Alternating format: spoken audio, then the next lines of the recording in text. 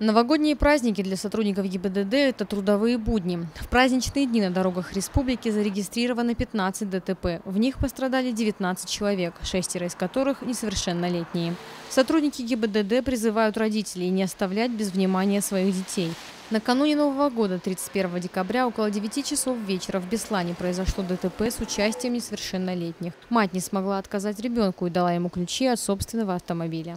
Несмотря на то, что несовершеннолетнему всего лишь 17 лет, и он не имеет водительского удостоверения и опыта вождения транспортным средством, он посадил своих несовершеннолетних одноклассников, друзей и поехали кататься по городу Беслану, в результате чего они совершили дорожно-транспортное происшествие.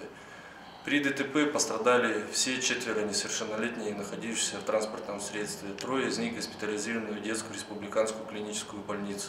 Еще один случай, когда в ДТП пострадали пешеходы, произошел 2 января на проспекте Коста. 25-летний житель Владикавказа, управляя автомашиной «Лада Гранта», сбил мужчину с ребенком. 39-летний житель Владикавказа не пострадал, а вот его 4-летний сын получил различные травмы и был госпитализирован в больницу. Но на этом новогодние сюрпризы на дорогах не закончились. 2 января сотрудники дорожно-патрульной службы по Моздокскому району раскрыли грабеж, который произошел в отношении водителя такси. Поздно ночью незнакомый, подсев в таксисту, и поехал кататься по городу Моздоку.